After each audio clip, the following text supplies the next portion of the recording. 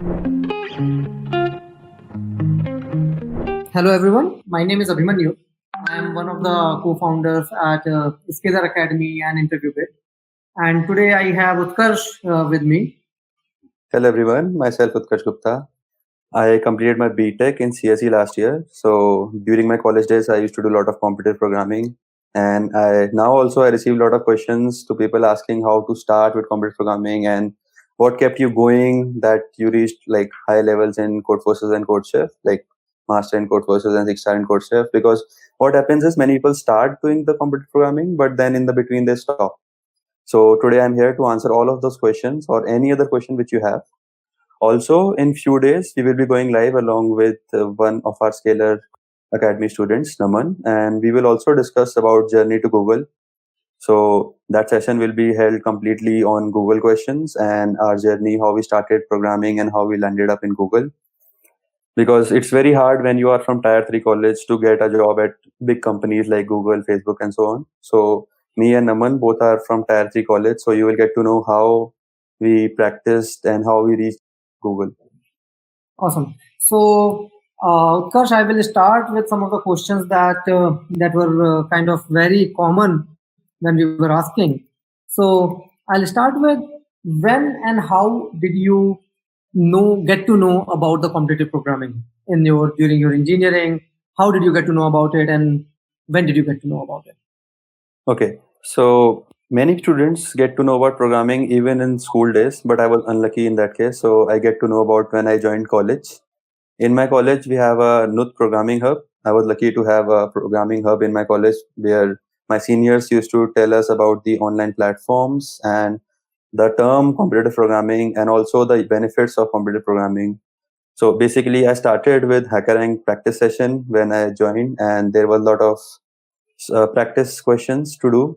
And eventually, I switched to CodeChef because for a starters, if you take part in short contests, it's very hard to solve questions in limited time. But CodeChef long contest helped us in solving a same question in longer duration of time. So basically, you have 10 days to solve 10 questions. So even I used to spend 4 days on a particular question if I was unable to solve it. So this was my starting in competitive programming background. I'll jump to a further question that when you started competitive programming, so what were the different platforms that you explored, and how did you choose, like, or how do someone choose that which platform they should focus most on for competitive programming? Okay. So in the start, basically my college seniors told me about CodeChef and HackerRank. I started with CodeChef, but I found it very difficult because initially when you participate in any contest, you are unable to solve questions or you are able to solve only one question. So I switched to practice session. So HackerRank practice session I started for a while and then again I started with competitions. Also, once I practiced a particular language and some data structure and algorithm, I also started with interview bit practice session because in interview practice session we have topic wise questions and I like the UI because whenever we click the particular question, the timer starts. So that timer keeps you motivated that you have to submit it as fast as possible. So if you will check out the interview practice session and you will click any particular question, you will see the timer and you will get the motivation to do it. And in the start, sometimes what happens is we see a question and we are unable to solve it completely, but we are able to think to some of the extent. So there we also had a hint section in which we can click hint and we can see some of the optimizations or some of the help which can lead us to an optimal solution. So that was also really useful because when you are starting programming and you don't have anyone to tell us, either you can like do it on your own or you can see the complete solution. So to have something which is not telling us the complete solution, but giving us some hints so that we can move towards the solution, that was really helpful for me in the start. How different is reaching 6-star in CodeChef versus getting rank 1 in Google Hashcode? That you have been at both the places. How different are these? Okay. So reaching 6-star in CodeChef is very different from getting rank 1 in Google Hashcode. Reason being, in CodeChef, you have 3 contests every month, like CodeChef long and short contests. So every month you can try and do participate, and maybe if you are lucky enough, you can have higher increase in the rating or sometimes fall in the rating also. So rating keeps on changing every month. On the other hand, Google Hashcode occurs only once a year. And last year was the first time when Google Hashcode was live for the global, like for everyone, for every country, because before that it was limited to some countries. So last year, India got the chance to participate in Google Hashcode, and luckily I was able to score first rank in Google Hashcode from India, and globally my rank was 47. I was about to go to World Finals, but unfortunately they selected till 41 rank only. So if you have to like get a good ranks in international competitions like Google Hashcode, Google Code Jam, or Google, or Facebook Hacker Cup even, then you get only once a year chance. So that is pretty hard compared to increasing ratings on platforms like CodeChef and CodeForces, because there you can practice frequently. Great. How to master DP? Please suggest. Okay, it's a very common question among all the programmers who start programming and like computer programming, because there is no thumb rule to solve any DP question. I mean, it can only come with practice. Practice is the main key for dynamic programming. However, you should start step by step and not start with directly very hard dynamic programming questions, because sometimes what people do is they see a dynamic programming question which is of a harder level, like dynamic programming on trees or digit dynamic programming, and they think that dynamic programming is really hard. I mean, not of their type, but that is not true. I mean, if you start step by step solving easy problems for dynamic programming first, and then medium level questions, and then jumping to a harder questions, you will realize that it's not that complicated, because all you have to do is find a pattern in a particular question and see how that pattern leads from a smaller solution to a bigger solution. So start step by step and do as many practice as possible. I mean, as much practice as possible, because practice is the only key for dynamic programming. That is what I can say. Yeah. Why did you leave Google? Okay. The main key or the main line is that whenever you are doing any particular job or you are spending a lot of time on particular thing, the question that comes to your mind is, are you enjoying it or not? So during my college days, I did a lot of internships and I had a lot of experience in different companies like HackerRank, InterviewBit, Microsoft, even Geeks for Geeks. And my personal experience was that I enjoy working in companies which are startups compared to companies which are MNCs. Reason being, in startups, you get a lot of ownership, you get a lot of pressure over your head, so you have to complete the work at particular time, and even whatever you do can directly come into production and you can see the users using it. Compared to MNCs, where you have to do a small task in a big project and you have to take a lot of approvals before pushing it to production, and you feel that I was feeling that my work was little small compared to the bigger picture, which is actually true, because in big companies, even the small change can impact a lot of people. Also, the second thing is I like to teach compared to do software development, because since my college days, I used to take lessons on programming and used to teach my juniors, even my college mates. And so here at Interview Bit, I got both the opportunities, like to be a lecturer at Scalar Academy and also to do some development tasks. So being a lecturer is really a good opportunity for me here. That's what I can say, because that I really enjoy and like to continue for a long time. Cool. How to improve speed in solving CodeForces Div 2 C and D problems? Like speed, of course, is one of the key factors. So, what was your strategy to improve speed in during competition? So for CodeForces competitions, very good thing is that we have an option of doing virtual contest. So virtual contest is like you can select any contest and you can start a virtual contest anytime you feel like, and you will feel that an actual contest is going on, because you will see the submissions as they were submitted in the live contest. So after 5 minutes, let's say someone has submitted a question, you will see that after 5 minutes only. So it's kind of having a contest whenever you feel like, but it will not affect your rating. So if you have solved, like if you want to improve your practice or improve your speed, you can have like daily a virtual contest or as frequently as possible. So you will get a 2 hour window and you can see how many questions you can solve in that 2 hour window. So that will help you improve your speed, because in 2 hour window, let's say currently you are able to solve only 2 questions. Then over the period of time, if you will do like 5 or 10 virtual contests in a go, you will see that, okay, those 2 questions I'm able to solve really fast. And now also I can solve C question.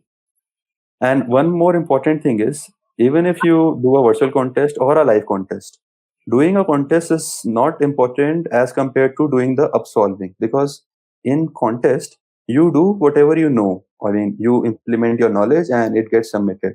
But the part where you increase your knowledge is basically upsolving. Now, what is upsolving is, let's say, if I have solved 3 questions in a code forces round, A, B, and C, and I tried D question, but I was unable to solve, and there may be a lot of reasons for that. Maybe because I was having very less time, I was having, let's say, 10 or 15 minutes to solve that question, or maybe the topic which was required for that question, I was unaware of that, or maybe some corner cases are missing. So after the contest, if you check the D question, maybe you can try it a bit more. But if you are still unable to solve it, then try to see the editorial and try to learn from it. The reason why you were unable to solve the question is what is the new learning for you.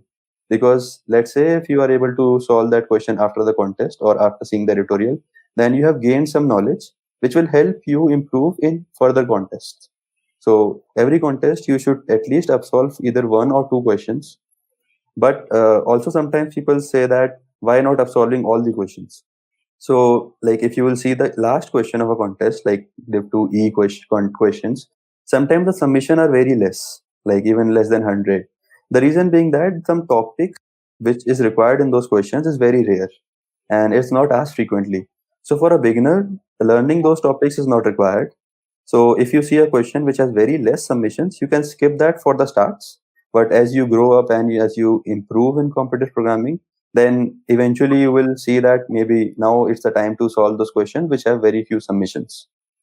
So for the start, skip those questions with few submissions, but try to absolve the questions which you are unable to do during the contest. Cool. I'll take up this question now. How did you practice and prepare for the hash code? And given you managed to get rank 1 in India, which is a great achievement, it would be to hear from you. I'm sure for all the students who are watching, that what was your strategy to prepare for that? There was no particular strategy to prepare for hash code because I mean I was not sure whether I will secure a good rank or not, because it was just out of fun that in the final year we were free and we saw that there's a hash code competition going on, so let's participate. The hash code is different from other competitions in a way that it only has one question. That question does not have any particular solution.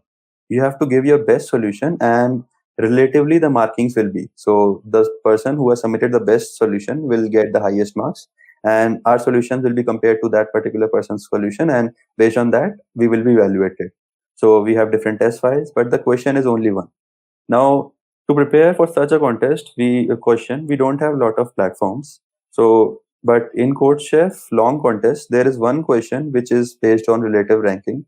So, if you are preparing particularly for hash code, I recommend solving the question on CodeChef long, which is relative question, which does not has any particular solution, but your best solution will be evaluated based on someone else's best solution, and you will see the difference between the scores. So this is a particular strategy for preparing for hash code. Cool. So Anish says that he is afraid of taking part in short contests, although aware of the importance. So Utkarsh, if you have ever felt this, because this is very natural, I'm sure in the early days when we are not that well prepared, there is certain hesitation to even participate in things that we believe is harder. How did you overcome that? Yes, so as I mentioned, when I started competitive programming, I tried to solve contest on CodeChef, the short contest, but I was able to solve only one question in some and even no question in any contest. So that time I was also nervous and I thought that maybe this is not a thing for me and I will never be able to do it. But the right way to do this was to see what we are lacking. So there I noticed that I did not know even the basic things. Like, so I do competitive programming in Java. Most of the people use C++, but it does not matter whichever language you use. You should at least know all the STL or all the inbuilt functions in that. So let's say if I have to solve a question on strings and I don't know how to find a substring, then it is not a right start for doing competition.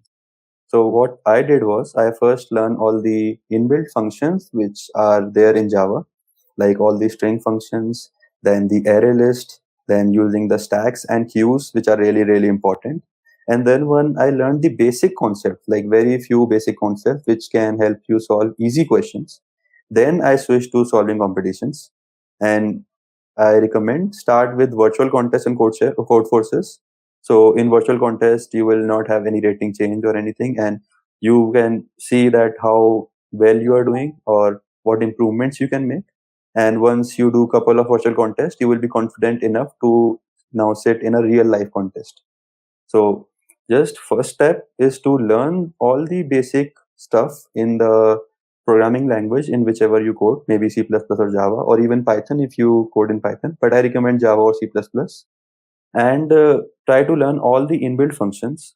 Even the stacks and queues are really important for the beginners. So just learn. It's very easy. Just when you solve one or two questions based on that, and you will see how you can use stacks, queues, or array list, or string functions. And once you do that, then you can start with competitions, and you will feel really, really confident. Because in every competition, the starting questions really do not require any hard code algorithm or any hard data structure. First two or three questions are really simple. They just require some thinking process and some basic knowledge, which you can easily learn in few days. So start with virtual contest and then switch to real contest if you are afraid of taking part in short contest.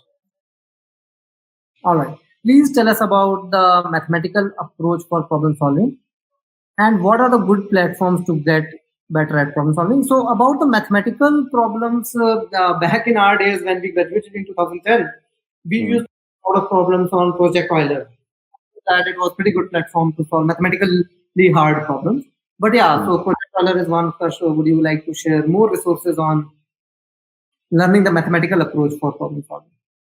Yes, sure. I mean, as sir mentioned, Project Euler is really good platform for only mathematical questions because you can learn from every question which is present on Project Euler. Even I used to do Project Euler a lot in my college days because I also faced a lot of problems in mathematical concepts. Even some topics like geometry and probability are really hard in the startings. But when you solve as many questions on each particular topic, then it becomes really comfortable for you. So let's say I have to practice on probability. First, what I used to do is I used to study basic things in probability. And basically, for probability, the basic requirement is PNC, permutation and combination. So study that a little bit. And then start practicing at least 10 or 20 questions on probability, which are available anywhere online, maybe past code forces round contest or CodeChef contest. You can easily filter them. The strategy which I used was to sort them based on the number of submissions. So if you can see that if any question is submitted by, let's say, 7,000 or 8,000 people, then you can assume that yes, that question is easy because therefore a lot of people have submitted that question. So start with an easy question of a particular topic. So you get little by little confidence. That's how our mind works, right? I mean, if you do anything in life, first, if you pick up a hard part of that, let's say if you join a gym, and you try to pick up 30 kilo of weight, you won't be able to pick it. And you will feel that, okay, gym is not my kind. And similarly, competitions is the same. You cannot do hard question in the start. So step by step is the strategy to do it. So any particular topic, even maths or probability, just learn some basic concepts of maths first, then start with easy questions of that, and then step by step move to the hard question of that. And for the platforms, there's a Facebook link in the description below. You can check that out where I have listed all the links, all the useful links in that Facebook page which I used. Even dynamic programming is organized, properly mentioned, step by step how you can learn dynamic programming from basic to advanced level. Even maths, I have mentioned a lot of links, including the project where you can check that out. And there are a lot of available links online. But the main key is to do things step by step and not to do hard questions in the start. How much time in a day should one keep in reserve to practice dynamic programming? I mean, there is no fixed duration of time. Like every day, you cannot fix 1 hour that I will sit and do 1 hour computer programming, and then rest of the day I will do something else. So it depends on your schedule, your personal schedule. Let's say if you are in college and like during daytime you have to attend college lectures and all, and evening you have to do some projects. So the night time is the best for college students, which I can say, because I also used to do computer programming or my stuff at night. After dinner, you can sit around at 9 p.m. and used to go till 2, 3, 4, maybe 5 or 6 and do breakfast and then sleep. So it depends on your personal schedule. So if you are an employee, then you have to get up early in the morning to go to job, and so maybe evening time will be suitable for you. Also, just do it regularly. I mean, the main key to do any practice in anything is to do it regularly. So you cannot say that every weekend I will practice, because that will break the schedule. So let's say if Saturday, Sunday I solve 20 questions, and next Saturday, Sunday, I sit and again I try to solve 20 questions. There's a lot of gap, like 5 days gap. So that is also not good for like mind. So try to solve at least one question daily. I mean, that is the minimum possible what you can do. But if you have a longer duration of time available, then try to solve as many questions as possible. Also, the count of question does not matter.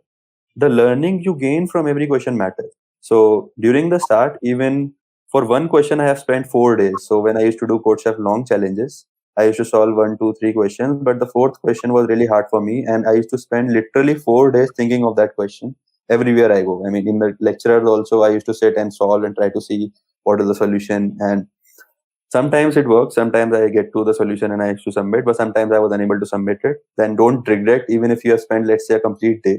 Just don't regret that, okay, I wasted my day. What you learn that day is that how you can differently approach that problem. So let's say if you have spent a day solving a particular problem, then you might have approached that problem in many different ways, and neither of them gave you an answer. So when you will see the complete solution, or when you will see the editorial, you will get to know the difficulties or the problems in each of your approaches. So each of your approaches will get clarified in your mind. Okay, when I was applying this approach, this thing will not work. So next time I will keep in mind that this approach cannot be applied on such particular type of questions.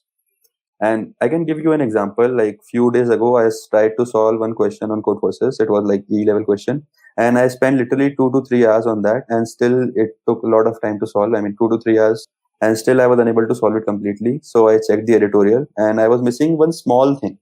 What can happen is that you spend a lot of time, and you were lacking with one small thing. So in that case, please see the editorial, and even after seeing the editorial, try to submit the solution. Sometimes people just see the editorial and see that, okay, this I can code, just leave it. That is not right. After seeing the editorial, if you code and submit this, that the concept of that question will become more clear to you. So please try to submit the question even after seeing the editorial. I hope that will help. Cool. I want to give Google Kickstart. I'm a 3-star on CodeChef. Was attending CCD SAP Advanced on 22nd, but it got cancelled. And Kickstart is difficult. What kind of problem should one practice on? So if you have to practice particularly on Kickstart, I recommend solving the previous questions which have appeared on Kickstart. So if you will go to the link of Google Kickstart, you can see the past contests and the questions which have appeared in past. So try to solve the questions which have appeared in past. That will help you realize what kind of questions you can expect, because Kickstart questions are little different from the questions which you see in normal competitions of Codeforces and CodeChef. So Kickstart questions, if you're practicing specifically for them, just try to solve previous Kickstart questions, and you can map what kind of strategies are required, because they do not require hard code algorithms and advanced algorithms. They require a lot of thinking. So that is, I can say, is the best strategy for practicing on Kickstart. Also for 3-star on CodeChef, don't worry. I mean, if you give a lot of contests, it will eventually improve. Just don't stop giving contests. That is, many people do. They stop and then they regret it. So just keep on going, and eventually you will move to 4-star, 5-star, and 6-star, and so on. So yeah, I'll pick up this one. Try another disjoint sets, etc., and similar other advanced data structures. Do you think they are important or not? If they are, Yes, for segment trees and DSU, disjoint set union, they are really, really important concepts. I mean, either you should know segment tree or Fenwick tree. Otherwise, you won't be able to solve questions which are related to range queries. So for range query question, the main topic is segment trees. I mean, some questions can be solved in other ways also, but segment trees is really important, because whenever you see a question of any range query, let's say you are given a range and you have to find the sum of all the elements, and their or update is also required. I mean, in the queries, you can either update the element or you can find the sum of all the elements. So such kind of questions can only be solved in segment trees. Otherwise, if you will try brute force, it will be order n square and you will get TLE. I mean, so even some companies also ask some range query questions which can be solved using Fenwick tree and segment tree, but they are really easy. So you cannot expect really hard segment tree questions on companies, but for competitive programming purpose, they are really important. Secondly, for try, yes, it is also a really important data structure, because it helps you store the string in an organized fashion. So if you have to store a lot of string like in dictionary order or so, then try is the only data structure that you can use. So my recommendation is to learn segment trees, tries, and disjoints at union kinds of data structures because they are really, really important and they are not really hard. I mean, if you solve 10 or 20 questions on that, they are easy. Some concepts are really hard, such as heavy light decomposition or centroid decomposition or persistent segment tree. For such concepts, I can say that you can leave them for now. And once you are starting computer programming, just ignore those topics. Just focus on these topics. And with time, when you get comfortable solving these topics and you get comfortable in solving these questions really fast, their questions really fast, then you can pick up hard topics like heavy light decomposition or center decomposition or FFT or so, but don't go with them in the start. But yes, segment tree is really important in the start. So where to find the best Python resources? And actually, the context of the question is a little different. That often when even when knowing the approach, the right approach, and the best optimized approach for a problem, often Python, given it is by design slightly slower, it accepts the time limits, right? So is it advisable to switch to C++ or other languages, such things from a competitive programming point of view, and for Kickstarter as well? Or does it make more sense to try to learn more optimization techniques of Python itself? So to answer this question, I mean, both the approaches are correct. There is no right or wrong in this because the competitions like Kickstart or any online competition, they are tested for Python. So you can expect that there is a Python solution which will run. But sometimes what happens is that we are unable to optimize it, and sometimes we think that Python is slow. I mean, Python is relatively slow, like for in comparison to C++, it is 5 times slower, you can say. But the time constraint for Python is again 5 times. So you can expect that there is a solution in Python which will submit. But as you mentioned, for the resources, since we do not have a lot of programmers or computer programmers which are doing in Python, so it is really hard to find resources on Python. So I recommend to switch to a language like C++ or Java because you can easily find a lot of resources, so you can easily learn them, and also you can be sure that they will be submitted. Because let's say if any Kickstart contest is there and a C++ solution is not working, then there will be a lot of students who will say about this that the question is not working in C++ or we were unable to submit because of lack of testing or so.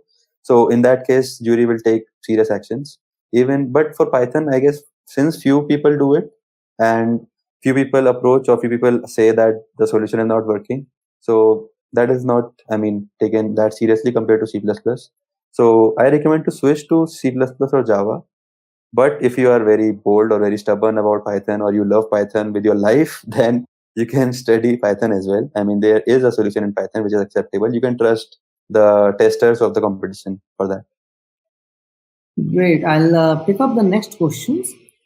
This is an interesting one. So while definitely in most of the times, we have college students pushing on to the CV. Of course, there is no age to do computer programming, right? It is a lot of fun. And once we start doing it, we see how fun it is, right, to be into that arena. So here, Sahil have a question that as a 3-year experienced Java developer, what would be your tips as a working professional and still participate in CP? Okay. So for college students, initial push they get is to get a job, and CP will help in get a job.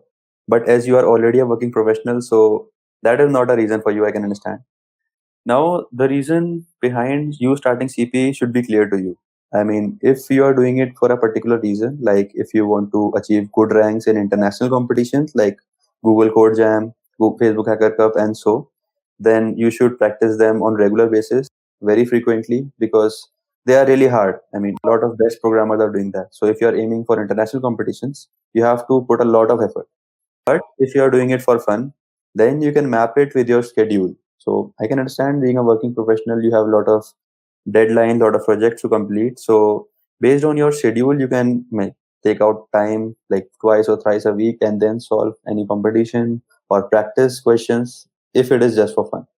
Because even if it is just for fun, it keeps your mind sharp and improves your thinking ability. So the problem solving skills really improved. And the problem solving skills which you improve here are not only applicable to computer programming, they can also be mapped in real life.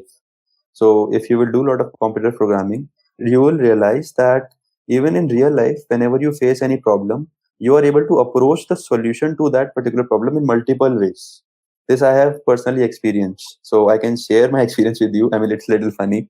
So when I was in Munich, I mean, in Munich, the bathrooms do not have that place where the water goes because it is little above the floor where you can only take baths. So near the toilet seat or near the basin, you do not have that place where the water goes inside. So by mistake, I spilled a lot of water, and I was not knowing there is no place there water can go. So water was coming out in the room, and it was like all watery.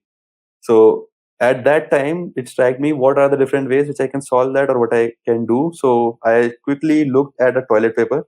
So I just unfold the toilet paper and spread it in my entire room and entire bathroom. So the liquidify water become little solid. So you can pick up a toilet paper which is wet, but you cannot pick up water, right? So all the toilet paper become wet and it soaked all the water. And I used to like pick it up and throw it in the dustbin.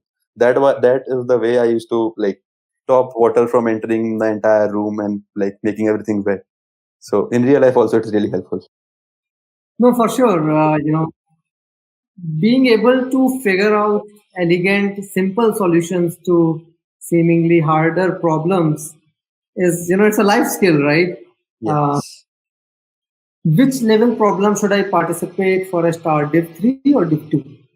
Division 3. Okay, so Code Forces has three divisions: Division 1, Division 2, and Division 3. Division 3 1 is really hard, Division 2 is for medium level, and Division 3 is really for the starters. Now, if you are starting computer programming, then Division 3 is really best place to do it because in Division 3, the first four or three questions do not require any data structure or algorithm knowledge.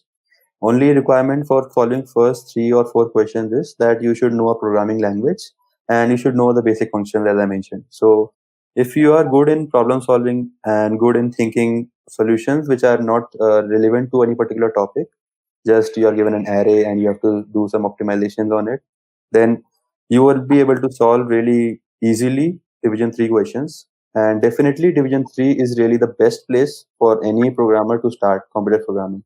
That will I surely recommend.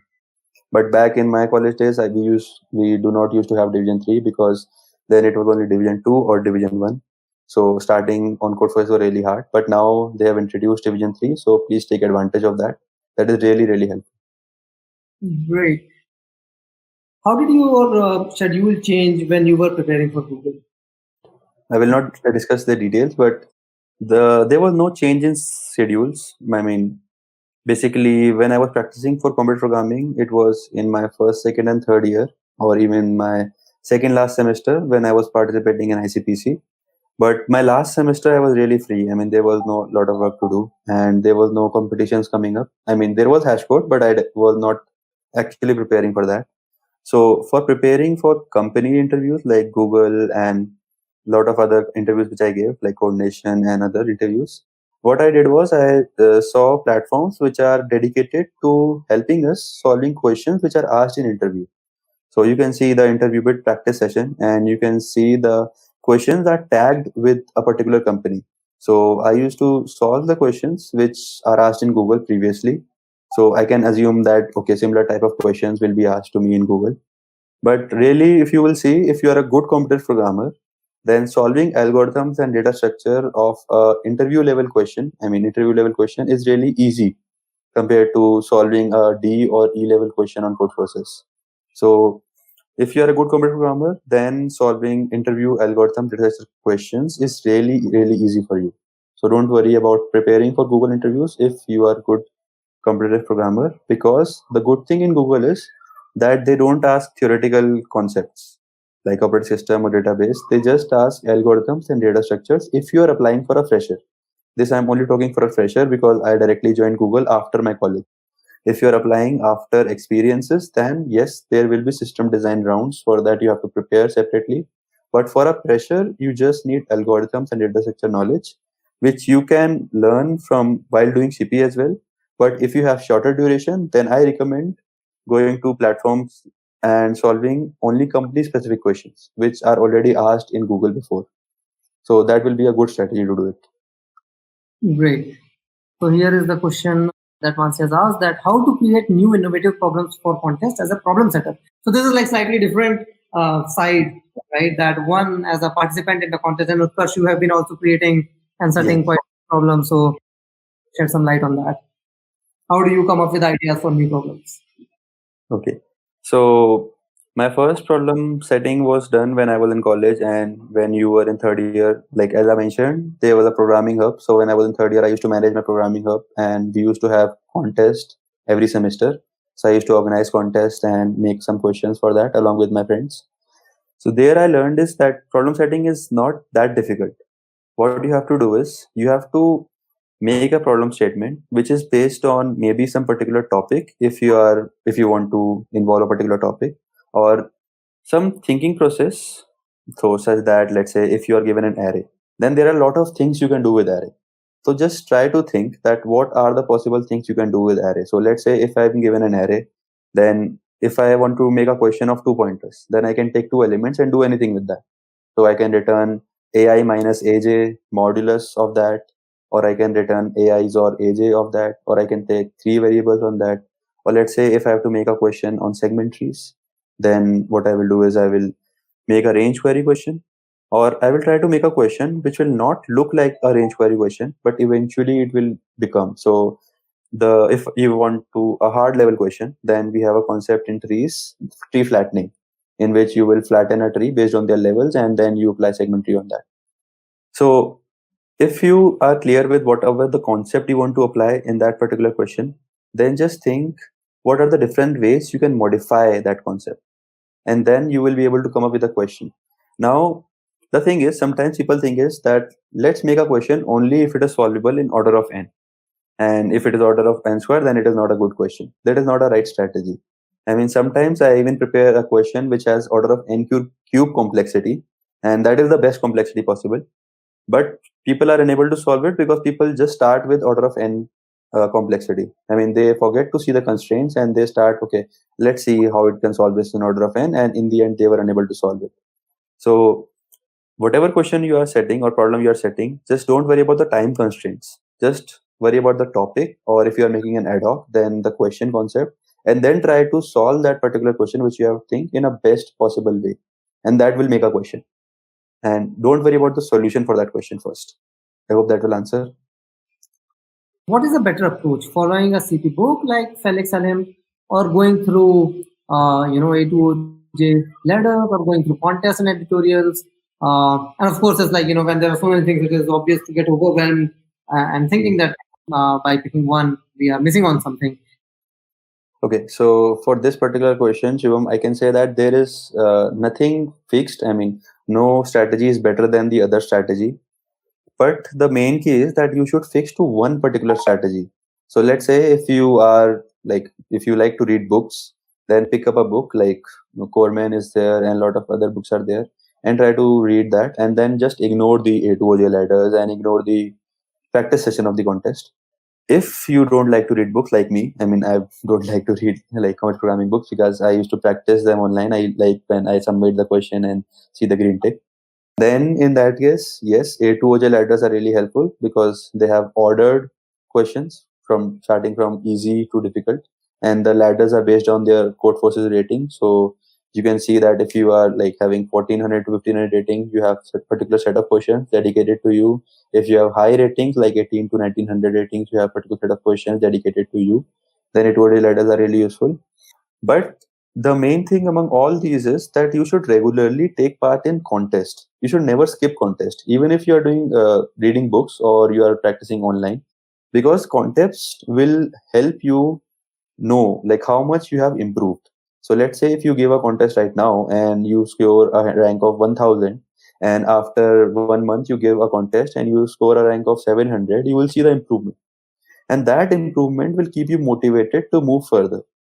So one thing which I used to do is I used to target my rank. So when I used to start, I used to target like I will score under 1000 rank in this contest, and I will score under 500 rank, then under 200 rank, and so on. This keeps us pushing. So initially, if you are targeting for 1000 rank and you are giving contest, few contests you won't be able to achieve it. That is true. But after a few contests, you will say that okay, one day you achieved it, and that day you will really be happy. that I set up a target for myself and I was able to achieve it. That will give you motivation to move further. And then you can set a target of 800. When you achieve a 800 target, then 800 rank target, then you will be really again happy. And you should always celebrate when you achieve your targets. I mean, setting small goals, achieving them, and celebrating them is the key to do anything in life, not just computer programming, but anything. Because I know you all have big goals in life, but try to do step by step. So set up small goals, try to achieve them, and when you achieve them, just celebrate, because you will get motivation. You will get motivation, and you will move further, move more ahead, and you will improve in life. That is the best answer I can give. Utkarsh, that like climbing a huge hill, if we can just step every single achievement, that is when we can get anywhere. But just keep just dreaming of something really big and not measuring what we are doing every day, that doesn't get us anywhere. Yes, so Um, true. what is the key difference between a problem solver and a coder? What steps to follow to become high level problem solver? Of course, I would love to hear you. I would also maybe share my 2 cents on it. So the difference between the terms problem solver and coder is that if you are a coder, then you are able to solve a particular problem in any programming language and you are able to submit it. Even if you are good in development, then developers are also coders because they code a particular, let's say, mobile app or a game. And problem solver is a term which is in general for any problem, like problem of life or any even computer programming or any other problem. So these are two different things. For being a coder, you need to like have some concepts, like you have to learn a particular language and you have to learn some data structure algorithms and so on. For being a problem solver, you just need clear concepts in whatever field you are working on. If you, let's say, want to do dance, I mean, dance is not my field, but let's say if you want to do dance, then if you just play a music and then you start dancing, that is not, I mean, that is good fun, but it is not a right way to learn that. So even dancers or even sport persons like badminton players, cricket players, they follow some particular strategy to solve, like to improve, because problem solving is a skill which you can implement in anywhere in life. It is not just limited to computer programming. So you can assume problem solver is a superset, and like computer programming is a subset of that problem solver, and coder comes when you implement that problem in a code, and maybe development or computer programming both. That if you look at people who have, like, even as a coder, people end up being extremely high impact even as a coder. Usually they are also great problem solvers. I can also give one example, that the other co-founder of Interview, Anshuman, he has been an excellent problem solver. Hmm. When we were in college, so both of us, we were in college together. When we were in college, he represented India in ACM ICPC World Finals twice back to back. They couldn't do third time because ICPC doesn't allow same team to come more than twice, right? And at the same time, he is also the person who led the team which built Facebook Messenger. So while building Facebook Messenger, scaling it to 500 million users or more, they were functioning as a coder there, maybe developing something, but the capabilities to solve extremely complicated problems as a problem solver, which also led them to grow a lot and achieve big things in competitive programming, also helped them to be exceptionally good at building something which 500 million people, like half of India, like can use at the same time, right? That's a big achievement. Yeah. So being a problem solver enables you to be much more capable coder as well. Right? Yes. As Utkarsh said, that being a problem solver is the superset.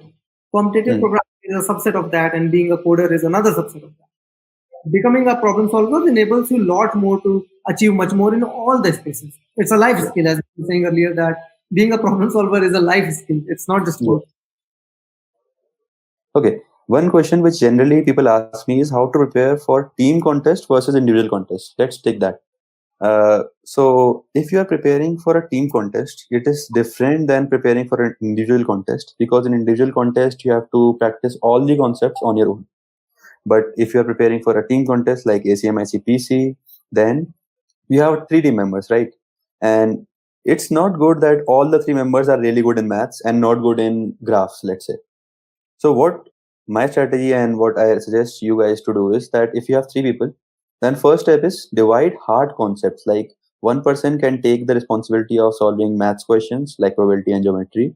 One person can take the responsibility of solving dynamic programming questions, and one person can take the responsibility of solving graph related questions, because these three are the topics which require really hard work if you have to become good in them. And the smaller easy questions, I guess all the three can do. The second important thing in team contests is that the trust, which people sometimes do not have, which I see that two people have a solution to a particular question and they start fighting that my solution should we should write and my solution. You should trust your teammates. I mean, if you are a team and someone is saying that he or she has a good question or good solution to a problem, just trust them and then let them submit. Also, the third important thing is to prepare before the concept, is that who will solve the initial questions, because initial questions are really easy and everyone can solve. So give that responsibility to someone who is a fast coder in your team. That person maybe can submit first three questions, meanwhile you can solve a hard question and then later on you can submit that. So team strategies are really little different from individual strategies, and if you're preparing for ACM-ICPC, I recommend having a team, like, I mean, 6 months at least before the competition, so that you can practice in team a lot, because that really helps. No, very interesting, Utkarsh. And actually, another parallel that I can draw, that the strategy or how you function in a team contest is different, and there are a lot of parallels that I can see between building a startup, building a running a startup, and the contest. Two key things, like actually me and Anshuman, when we were in college, I remember when preparing for the contest or building projects as a group. Now running this company for 5-6 years. Two factors. One is complementary skill sets, right? That, as you said, that you divide topics, that some person can just focus on getting much better at, say, graphs or dynamic programming, and someone else picking up another subset of topics, which that means that if team members are, getting very strong at complementary things to each other, then they can much more capable as a team, right? And second one is having trust in your team, right? Being in a competitive program or running a company together, one very important thing is that you just trust the people with you, right? That if they are saying something, often you just take it at the face value. You trust the person that if he's saying it, it must be right. Because 99% of the time it is right, and for 1%, fine, it is okay. So definitely very, very interesting inputs on the team dynamics of succeeding in team contests. Yes. Thank you, everyone. Thanks, Utkarsh. Thank you, guys. Hi, everyone. Thank you for joining. My name is Anshuman, and I'm going to be taking this session on how to get started with competitive programming. Now, before I begin, a little bit of background about why am I able to even advise you on how to begin with competitive programming. I myself was a very active competitive programmer back in my college days. So I graduated from IIIT Hyderabad in 2010. By that time, I had represented India twice in ICPC World Finals. This was in 2009 in Stockholm and 2010 in Harbin, China. That, along with, I was very, very active in a lot of programming competitions. So back then, me and my team, we had won a lot of contests as well. And we had a bunch of learnings during that time, and therefore I'm here to just share some of those learnings on how to begin, what approach to take, and what common mistakes do people make. Now, before I begin, let me first set context on when should you even look at optimizing for competitive programming. It is very, very important to understand that competitive programming is a sport. And if you're just doing it because you want a better job, then you don't need to do competitive programming. It's an overkill. You probably are better off maybe by referring to sites like InterviewBit, LeetCode, understand the topics, and which are again fewer in nature in the case of interview prep. Do practice on problems there. Competitive programming is much wider in nature. For example, there are topics like computational geometry that probably would never surface in a interview. Or for example, there are advanced topics in graphs like network flow or articulation points and bridges that might not surface in an interview, but there is a very high probability that it would actually surface in an interview. The other thing is, for example, in a real life competitive programming in setup, I mean, you might have problems with precisions that you would have to deal with as you calculate probabilities and so forth. Again, those kind of problems you might not face at the same level in an interview. So if your purpose of doing competitive programming is to make sure that you do well in interviews, it's an overkill. I would say do it because you love it and you see it as a sport, not really the right thing to do, or maybe right thing to focus your effort on if the end outcome is only an interview. But that being said, let me actually talk about how do you get started with competitive programming. The first thing, and this is the most common mistake that I see people do, the most common advice you will get from all seniors is that the only way to learn competitive programming is practice. Practice as much as you can, and then look at problems, look at solutions, which is a good advice.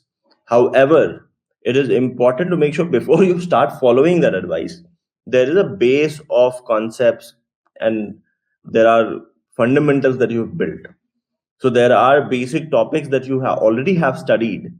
You have done practice on easy problems there, you're comfortable with those topics, and then you start this second phase of practice. So therefore, plan is phase number one. Phase number one is where you start with basic topics. Now, what are basic topics? If you go on some websites, actually do list out those topics in increasing order of difficulty. But let's say you're somebody new to data structures and algorithms. The first thing you should do is cover whatever is there in data structures and algorithm.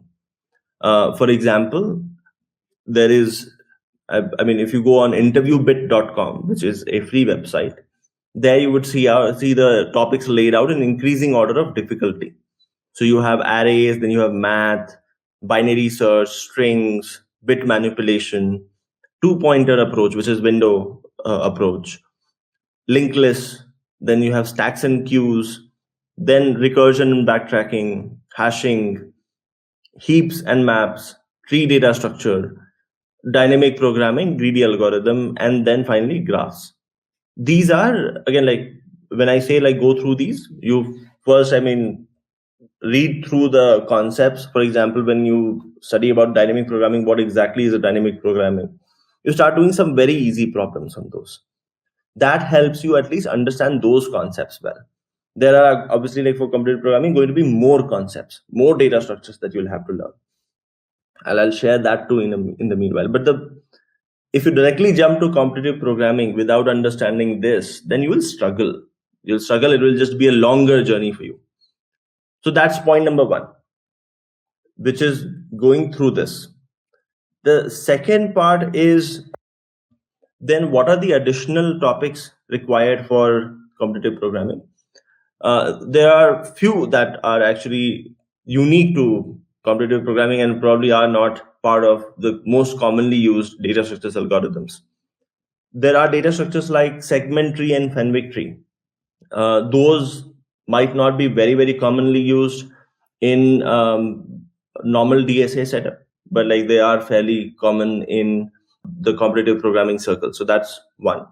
The second is there is an entire field on computational geometry. Now this is where you have to like calculate the convex hull of a given set of points, or you have like circles and you have to calculate the area of union of circles, or there are a bunch of things there. Like for example, calculating whether a point lies within a polygon or not, given the points or the edges of the polygon. Those kind of problems, they lie in the computational geometry field, which is again a very well studied field. It's not like there isn't material to study. That is, however, additional to the regular DSA that you see. So segment trees, Fenwick trees, computational geometry, even within string algorithms, there are certain algorithms which become important for competitive programming, but maybe not so important for DSA. For example, maybe being able to quickly implement KMP, that might or might not be very, very important for interviews, but that's decently important for a competitive programming setup. Being able to understand suffix arrays or suffix trees, or suffix automata, that's definitely not important for interviews and DSA for interviews, but it is very, very important for competitive programming. I have a sheet here, which I will share with all of you guys, which is the basic curriculum we had prepared back in 2010 for people who were preparing for ACM ICPC. We took a camp in 2010 in Amrita University, where we actually invited a lot of students and we took classes for them. This was the curriculum for those classes. So we had prepared some basic curriculum and we had taken people through that. The other thing that is also very important is that maths for competitive programming becomes wider in nature. For example, number theory itself gets fairly wide. You have to be aware of modulus arithmetic. You have to be aware of Fermat's theorem, Euler-Toscan theorem, Chinese remainder theorem. You have to be aware of like what kind of primality testing algorithm exists apart from the brute force square root of n1. Those also, I mean, when I share this curriculum with you, it is going to be a part of that. Very similarly, like probabilities and combinations, they are also important for competitive programming. Some of it is also important for interviews, but like just wider in nature. There is an entire field on game theory, especially like algorithms like game of NIM, etc., which are again like very important for competitive programming, but maybe not important if you are just preparing for interviews. So that is why I just highlighted that if you are doing competitive programming only for the sake of getting into an interview, then this is an overkill, because there's so many topics that you probably don't need to study. So I'll share this curriculum doc with you. That's the first starting point, which is you have concepts, you understand those concepts, and you solve very, very easy problems on those concepts. That's step number one. Step number two then is that then you start your practice. Now again, practice as well has to be structured. What I mean by structured, so you have to make sure that when you start your practice, you directly don't jump into very hard problems, but rather go step by step. For example, if you go on CodeChef or if you go on Codeforces, on CodeChef you have a repository of problems where you'll find very easy problems, then easy problems, then medium, then hard. First start tackling very easy problems, then go to the easy problems, and then medium, and so forth. Very similarly, when you go to Codeforces, Codeforces has division 1, division 2. Instead of directly jumping to hard problems of division 1, you should first look at easy problems of division 2, then go to the medium problem of division 2, then go to the harder problem of division 1, and so forth. So there also you need to follow a pattern, you need to follow a ladder instead of directly jumping into solving hard problems and solving problems from random topics. Once you've done that, and this is, by the way, you have to understand that this is a long process. Nobody has ever become good at competitive programming by just starting and then like getting good at it in a month or 2 months. Competitive programming, given again, it's a sport. Imagine if you're training for Olympics, you don't get really, really good at it in just a month or two. It takes a while. So competitive programming is at least a 1-year journey, if not more. It's actually usually several years, but at least a year, if not more. So you keep doing this on a regular basis. I remember when I was in college, a lot of days we would just sleep in the computer lab where we would be coding, because we were practicing all this while, right? So there were hours and hours of practice. We would practice on average of 4 to 5 hours every day on competitive programming, and that's how we got really good at it. It takes a while. It takes a lot of practice. It takes a lot of hours. So that's the recipe. If I have to summarize the recipe again, first start with the concepts that are arranged in increasing order of difficulty. For example, you'll find the starting set of topics on interviewbit.com. You can go check it out. Then there are additional concepts for competitive programming. I'll share the syllabus sheet. You look at that as step 2. Once you've gone through the concept, then you start solving problems. Start with the very easy problems on platforms. 2 platforms to refer to if you're doing competitive programming is CodeChef and Codeforces. Those are 2 great platforms to refer to. Start solving problems of previous contests there, easy ones. Then slowly move on to medium problems. Once you are at the level where you are solving medium problems, then you can start competing as well. You can start competing in ongoing Codeforces contests, CodeChef contests, and so forth. So those are the number of steps. What are the things to keep in mind though while you're following those steps? Actually, two things that are very, very important for competitive programming is one, coding accuracy, and two is coding speed. When I say coding speed, I don't mean typing speed, but rather the time it takes for you to get to a correct solution. So those things are important because usually in competitions, you'll be doing it in a timed setup. A contest would be 2 hours, 3 hours, and you'll need to solve maybe 4 or 5 problems in that 2 hours, 3 hours. That means you need to be really, really fast. So as you actually practice, make sure you also keep timing yourself, and then make sure your time to solve problems is getting better. The first aspect is being able to figure out solutions consistently. Second aspect is being able to continuously being able to code it the way you think it. If your approach is correct, then the second thing you should start evaluating yourself on whether I'm able to code them really well or not. So as you follow the steps that I had mentioned, make sure you also are timing yourself, make sure your coding accuracy is getting better, your coding speed is getting better. If you do those, then while this is a longer path, this might take a while, I guarantee you will get really, really good at competitive programming. It's not very hard to do so. There are fixed number of patterns to problem solving. You'll start seeing those patterns. So that's a very, very quick brief on how to get started. I have 3 years of experience in service-based company and have never done competitive programming. What should I focus on for better career growth? Now, again, just making it very, very clear again, competitive programming is not the thing to focus on for career growth. Data structures and algorithms are different than competitive programming. So to be able to actually get better at problem solving and better at data structures algorithm, you don't necessarily need to do competitive programming. In most of our college circuits, unfortunately, competitive programming is used interchangeably with data structures and algorithm.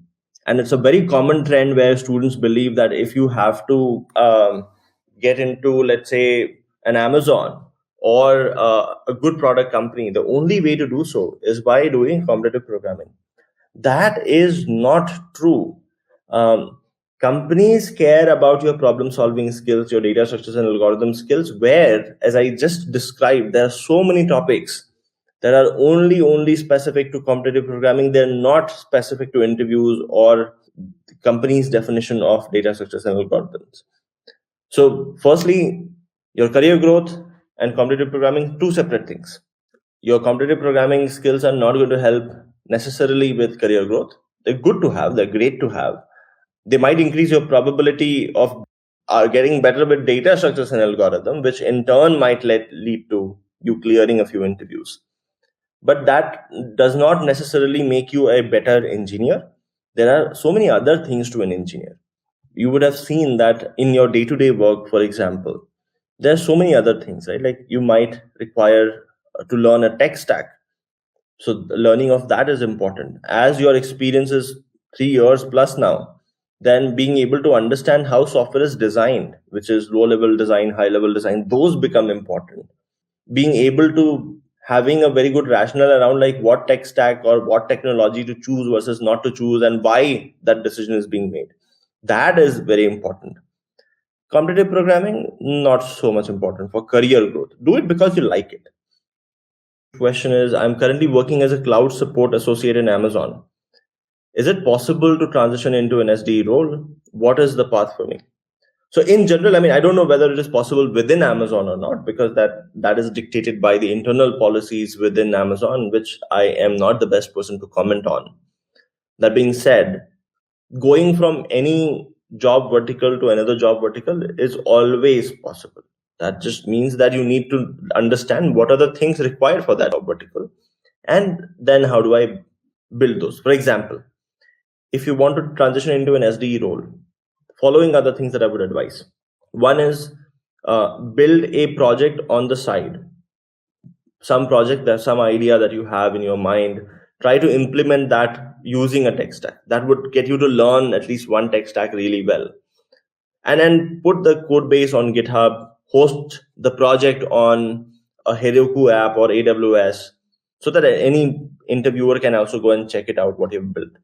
That gives you one edge. The second thing is then you need to get really, really good at data structures algorithm, basic low-level design, TS fundamentals, which is basics of operating system, networking, and databases. Study that as well. And once you have done that, then sure, I mean, any transition is feasible. I have personally seen a lot of those kind of transitions happen into SD roles. Question, which is, I've joined Scalar Academy. Will that be helpful for me to be good at competitive programming? But what else should I do apart from that? So Vinay, as I mentioned, like data structures and algorithms, that's the piece that is covered within Scalar Academy, which is great if you are like, if you're seeing that from the lens of your career and interviews, etc.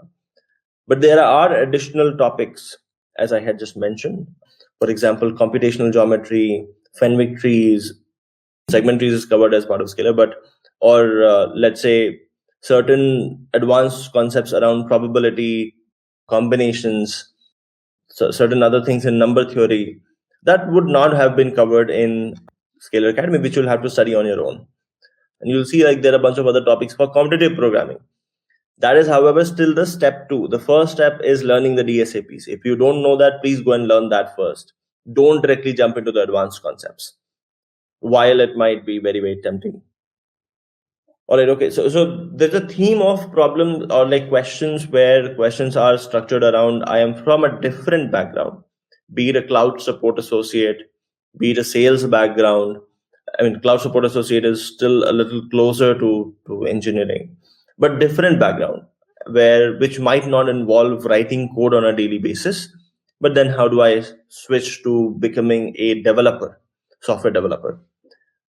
I would say like the following are the steps for that, right? One is evaluate whether you really, really want to do software engineering or not, which means start learning coding on your own, see whether you like it or not. If you figure out that you like it, then following are the steps. Step number 1, pick up any tech stack. And I mean, the easiest ones usually are Python, Django, with maybe just vanilla JavaScript or a React.js. So pick up a tech stack, try building some project using that. Like again, like think of some problem statement that you see around yourself. Maybe there is a problem in your society. There's some things that people are not being able to manage. Can you build a web application for that? Build that, and as I said, like host it publicly on AWS so that other people can also use it. Other people can see your code base as well, so they know what kind of code do you write, what kind of projects have you built. Then you start learning data structures algorithm, then you start learning low-level design, and then you start interviewing. If you know the right things, it's very important to understand. Tech is a area where degrees don't matter a lot. If you know the right things, if you're skilled, if you can get the job done, then yes, obviously transitions are possible. Knowing the right thing and being able to get the job done, that is the prerequisite, and that is the harder part, to be honest. So as long as you have a learning path to do that, I mean, sure, I mean, all kind of transitions are possible. I already earn a 6-figure salary, but a non-tech role. If I decide to switch to software developer role now, will I get the same salary, or do I need to start from the beginning? There is no guarantee that wherever you switch, you will get the same salary. Every company has their own salary bands. Right? For example, for an SD1, an Amazon would have a range X to Y. Let's say, hypothetically, 17 to 24 lakhs. Right? So no matter what background you come from, if you get hired as an SD1 at Amazon, that's the salary that you get paid. Since your background is not relevant, since your experience is not relevant, then the probability that your previous salary gets accounted for and then you get a hike on top of that, that's very, very low. You have to always understand that when you switch to a different field, you're resetting more or less. You're starting unless like you've had relevant experience in some form or the other, you're starting as a fresher, more or less, in the new field.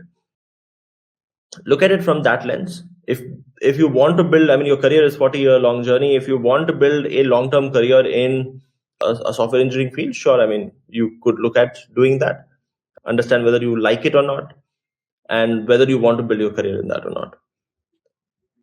I started data structures and algorithm few days ago. After completing any topic, should I solve practice problems only, or with it I must do competitive programming?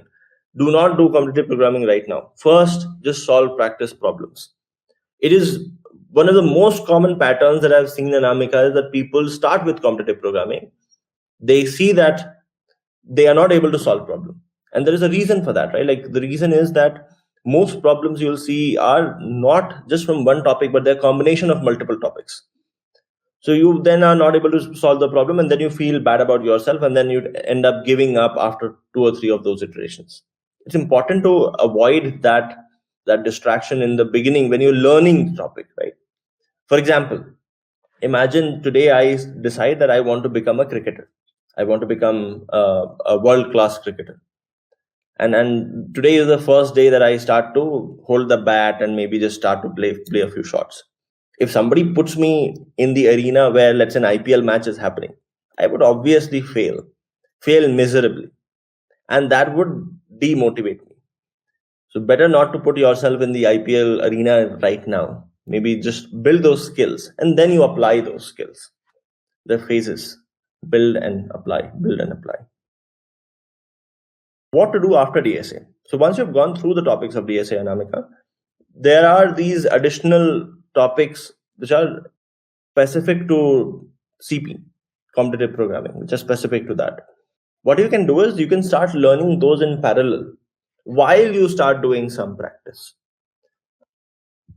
I'm from PHP background of 6 years. Should I learn Java or Python for DSA and system design?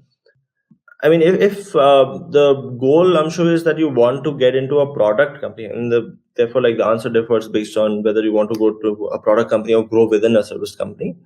Most product companies don't care very heavily about your current tech stack. What they care about is your ability to learn any new tech stack if required. So therefore, I mean, your interviews would probably focus on data structures, algorithm, and system design, not very heavy focus on what current tech stack are you using. So they are tech agnostic that way. And then when you join the job, you'll figure out, like, internally, maybe the internal tech is very, very different from what you've seen externally. For example, Goldman Sachs has their own version of Java.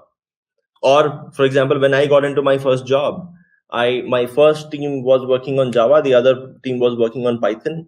I had another team that was working on PHP at Facebook. So I had to work across 3-4 different tech stack, and, like, as the need arose, I learned it, and then I started delivering that. So don't be limited by the tech stack that you have today. As long as you're comfortable learning a new one, then, I mean, I would say just focus on DSA and system design, and you should be golden. So I have 6 years of experience in software industry. I have an SD2 position and planning to explore jobs in USA. Please suggest me what are the best paths. Someone suggested me to prepare for GRE exam. It will help. I've done a session on, by the way, whether to do masters from US or not. You should go and watch that video because that is very relevant in this case. That being said, just a very quick answer.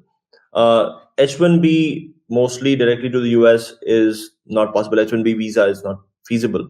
There is very, very low probability of getting that. So there are two reasonable paths to get and work in US if you are really, really keen on doing that. India's ecosystem is, by the way, evolving at a similar pace. It is in no way inferior to what is happening in the US. But that being said, if you really want to explore, there are two paths. Path number one is you get into a product company, which has presence in US as well. So, for example, an Amazon or a Microsoft or an Adobe, or there are a bunch of other companies. And internally, those companies might have rules of shifting people who are SD2 or above. And most of those companies are okay doing that. That is path number one. Path number two is that you actually prepare and, like, do and masters from the US. In such a case, you get a visa that lets you work in the US for a year or two, and then post that you have to apply for an H1B. Those are the two most commonly explored paths. I'm a front-end developer with 6+ years of experience, no good experience in developing scalable backend systems, trying to switch to Fang. Could you please advise, should my focus be front-end only? Absolutely. I mean, all of Fangs, they also hire front-end engineers, so your focus should be front-end only. That being said, even for front-end engineers, high level of problem-solving skill is still desired. So DSA, you should be really good in DSA, even if you're a front-end engineer. And the design part changes slightly, which means when we talk about system design and high-level design, there the focus for front-end engineers isn't necessarily how would the systems work in the back-end, but rather front-end architecture. Now, what is front-end architecture? I mean, web architecture or front-end architecture is where you really understand when you type google.com, then what really happens, what kind of request goes to, how are DOMs rendered on browser, what are the kind of optimizations that you can do. Those things you understand extremely well. What kind of optimizations can you do in a given scenario? For example, let's say if I'm building a type ahead, right, I start typing characters and then Google starts showing me search results. Then what kind of delay factor to add there post the key press so that my backend systems are not bombarded with requests. Those kind of things are part of front-end architecture, right? So those are still important. Low level design, which is like how do you use object-oriented programming principles to be able to design code the right way, that is still important for a front-end developer. So back-end system design, not really important, but the front-end system design and low-level design, those are very important. According to you, how much time is required for a beginner to learn DSA from scratch to a level where one can easily crack coding interviews? If you start from scratch, and I would love to understand like what is the definition of scratch. If the definition of scratch is that you already know how to code, which is you understand a few programming languages, you can write code, you understand how coding works, a particular programming language works, right? What are variables? How do they work? How does memory get allocated, etc. Like if you understand that, let's say that piece is sorted. Then if you follow up a very solid regime, getting good with DSA probably would take you, I mean, and assuming you devote enough number of hours, probably will take you about 4 or 5 months, and you should be good with that.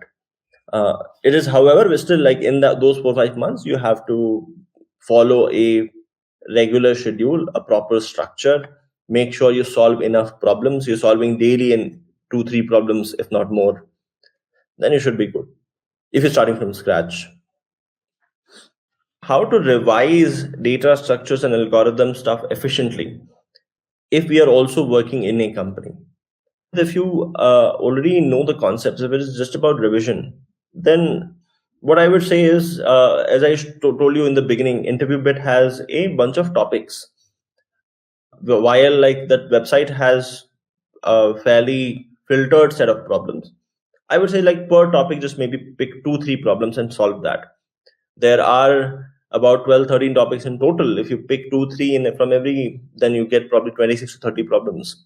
That is probably around a 30 to 40 hours of time commitment, which if done over a month is basically 1 hour of time commitment every day. That is what I would suggest if you were just quickly revising stuff. I just joined service company 3 months ago and I want to switch to product companies within a year. How should I prepare to make the switch? Right. So you need to be good with data structures algorithms. So start practicing that. I gave one reference website. The second piece is maybe focus a little bit on low-level design. High-level design is probably at your experience range not so important. So maybe a little bit of low-level design, object-oriented programming-based design. And if you can build a project on the side, or if your current work doesn't have very exciting work, then if your current work is awesome, then great. Don't need to build anything on the side. If you can build that is an added advantage. And if that happens, I mean, sure, I mean, the switch isn't very hard. Do lead code stars matter? And if yes, how to earn them? So I'm assuming the question is, do they matter in context of an interview? So lead code stars or Codeforces rating or CodeChef rating, they will help you maybe get an interview. What I mean by that is, imagine I am Amazon, or imagine I'm just Scalar, right? When there is a job opening, there are a lot of applications that we get. Now, how do we differentiate between those applications? We might look at college, we might look at your profiles at various websites, we might look at your projects that you've done. Now, your profiles on websites, for example, the number of stars you have on LeetCode, or your rating on Codeforces, or your rating on CodeChef, those would help you stand out against everybody else. That is not the only way to stand out, but they are one way of standing out. And therefore, that increases your probability of getting an interview. However, it is important to note that once you've gotten the interview, your interview performance and the judgment of how you did in the interview, etc., has nothing to do with your LeetCode stars or your CodeChef stars or Codeforces stars. It is just like in the interview, how do you do? That's all that matters. So to answer your question, Shashwat, it might help you in maybe getting noticed by certain companies when you apply to them.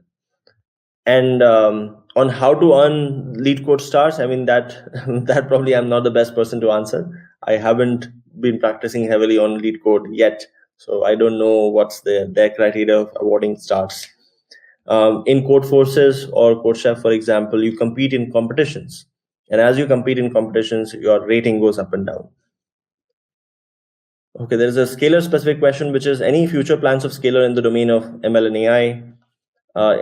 As a matter of fact, there is something to look forward to. We'll probably an announcement in a few days, and we'll launch the first batch that will start in the month of September. Sir, logic ही नहीं बनते, coding question solve ही नहीं होते, बैठे सोचते रहते हैं, last में हर बारी सोल्यूशन ही देखना पड़ता है. Which is a rough translation is that it is very hard to get to logic. And usually what I end up doing is that I end up looking at the solution and what should I do? This is exactly what I have heard from a lot of other students. And the core reason there I have seen people jump to practice way too early. So the first thing, Jatinder, is if you can start with basic topics and basic problems on those topics.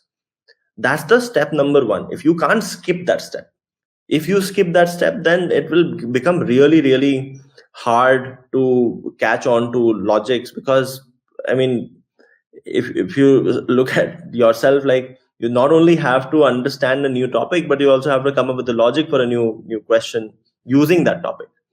Something that you haven't studied in the past. That is a much, much harder job.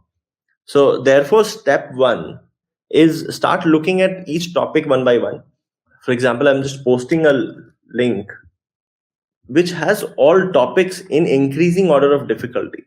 What I would advise is that go through those topics one by one, solve the easy problems there or for those topics. And you'll find that once you know the topic, then there's so much of content even on YouTube for those topics. So, I mean, once you know what you have to learn, then you'll find content. But go in that order. Learn those topics, solve easy problem, and then the step two comes where you start practicing. But you can't skip the step one. If you skip the step one, then this is exactly the kind of problem you'll get stuck in. So I've completed BCA and I can code in C, C++, and Java, and I have solved practice problems on Geeks with Geeks. Should I start with competitive programming and apply for a job or pursue masters? Okay, competitive programming definition wise isn't linked to a job. As I said, like competitive programming is if you want to, let's say, compete in the ICPCs of the world or Codeforces of the world, that's when you start with competitive programming. So one, I mean, that is not linked to a job. DSA is linked to a job. Data structures and algorithms is linked to a job, and that you should definitely learn irrespective, right? Because even after you go and do a master's, even post that, you'll set for a placement season if you ever intend to do a job. And for that, then DSA becomes important. So why delay that? Why not start learning it today? So learn data structures and algorithm, practice more coding, and then take a call, right? It's very important to understand why you want to do masters. If you want to do masters because you want to go do research on certain topics that you're really excited about, sure, then do masters. But if the purpose of doing masters is to get to a better job, then why take that long path? Why not learn the right things on your own time and then apply to the right jobs? Is it a myth or reality that do not learn DSA in Python because many companies don't include Python in the coding interviews? That's a myth. That's not true.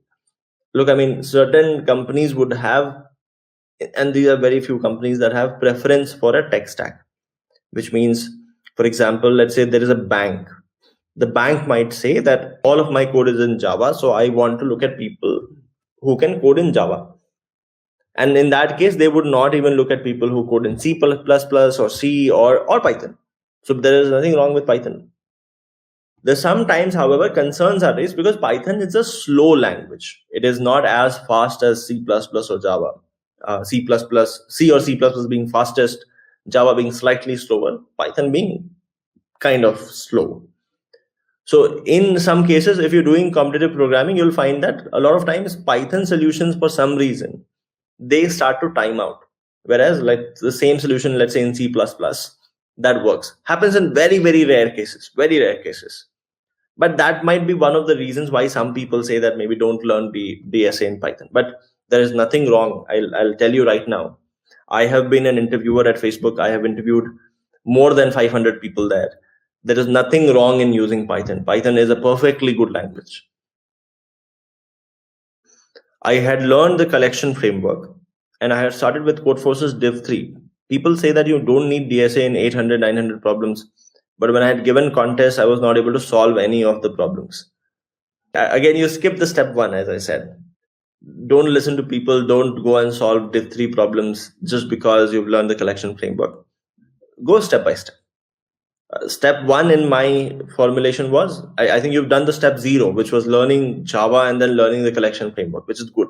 Now do the step 1, which is, I posted the link, go through the topics one by one, solve easy problems there. Then look at other things. Firstly, like getting that is important. That also gives you, by the way, a lot of practice on topics as you are learning them. Is LeetCode enough to clear the online coding rounds of companies? I'm getting stuck in online rounds only. Yes. So LeetCode in the structured setup where you, for example, if I have never touched dynamic programming because I feel that's very advanced, while LeetCode has a bunch of problems on dynamic programming, that is not going to help, right? Because all topics are important. So as long as you've gone through all topics, as long as you have studied or solved questions from every topic, going through LeetCode is enough. Yes. Again, don't. However, practice LeetCode in the framework that I have these problems and I know the solution to these problems. That's not the right framework. You don't want to memorize solution in any form. LeetCode or any platform where you practice, the primary purpose is to help you start recognizing patterns of problem solving. For example, when you see a problem, then you can start to see whether you can apply a binary search here, or maybe I should use a hash map here. Those kind of thoughts, they start coming to your mind. So I got a front-end job from Institute, but I didn't know DSA. Now I want to learn DSA, but I'm not finding the right path to do it due to a limited amount of time. What can I do? You'll always be short on time, Shashwat. The only way to do that is that you start be a little more disciplined. And I'll tell you at least what has worked for me. What I would do is whenever I want to start a new activity, I block a time on my calendar. Usually all of my meetings, all of what I do is on the calendar. So I block a time, for example, 8 p.m. to 9 p.m. And in that time, I do nothing else except for what I have planned.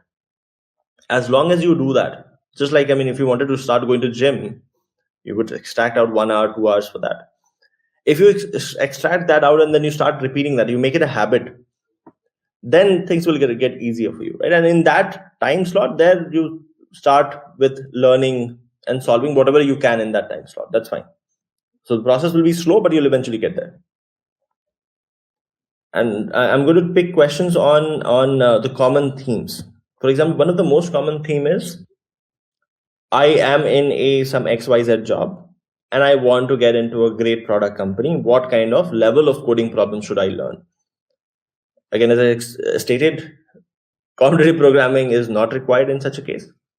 If you can learn the topics in a structured format, and therefore I posted the link to InterviewBit, because at least there is some structure there on what topics to do first, what topics to do later on. For example, you don't need to go to the graphs or dynamic programming before you've done recursion, or you've studied like what sorting algorithms, what searching algorithms exist out there. So go in a order, and there at least start solving easy, medium problems one by one. In some cases, you will struggle. Initially, in fact, when you start solving problems, you'll find that solving problem takes me a few hours, and you'll feel really bad about yourself. That's okay. It happens with every single person. Initially, it takes you time to solve problems. Initially, you make a lot of mistakes. Initially, your code has a lot of bugs. And even if you knew the approach, maybe getting to the right code took you 1.5 hours or 2 hours. That's fine. Happens with every single person. But everybody has to go through that to finally get to a state where getting or writing code becomes a breeze. So go through that phase. Don't get demotivated during that phase. And once you've gone through that, once you've solved a bunch of problems, you will be able to get into Amazon. Interviewbit.com is the roadmap. If you study them, if you solve those problems, you would have learned all techniques. That isn't to say that you'll get the same problems in the interview, but you'll have learned all the techniques. There is another question, which is, would you recommend, and this is another theme of a question, which is around what programming language to take. JavaScript is perfectly fine. But again, like if you're using JavaScript, then my assumption is that you are a front-end engineer. But yes, if you are solving DSA problems, you don't need to go and learn a different language just for the sake of DSA. It is perfectly okay to practice it in JavaScript, or if you know Python, then Python. If you know Java, then Java. If you know C#, then C#. You don't need to learn a new programming language just for the sake of DSA. The questions which are around how to stay motivated. How to stay motivated for a elongated period of time. There are 2-3 tricks that I see working.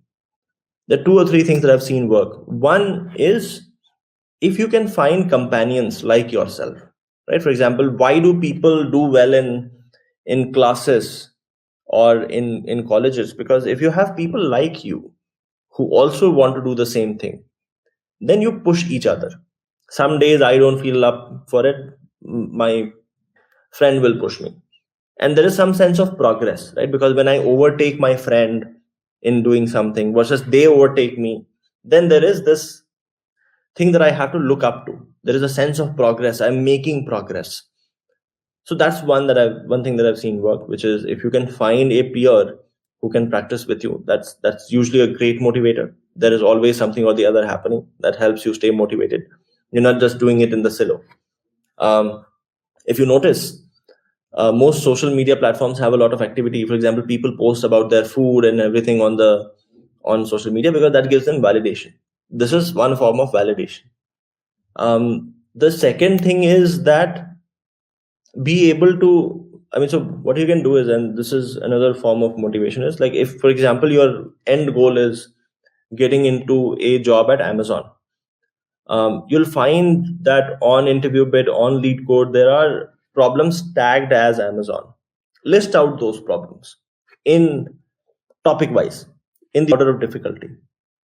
As you practice, you'll start to see that the easiest problems, at least if you've ordered them by topics and difficulty, you're slowly and slowly able to solve those kind of problems.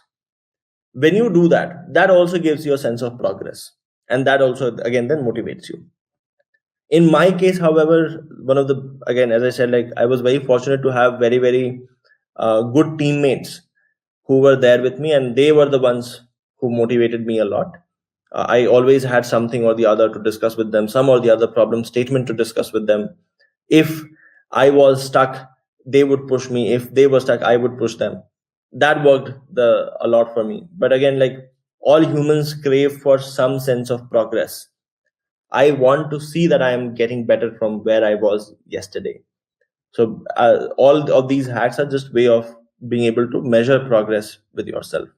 Peer community, comparing your progress against theirs, or having these problems that you were not able to solve before, but you're able to solve now. Those 2-3 things help you stay motivated. With that, I'll end the session here. Thank you so much for joining.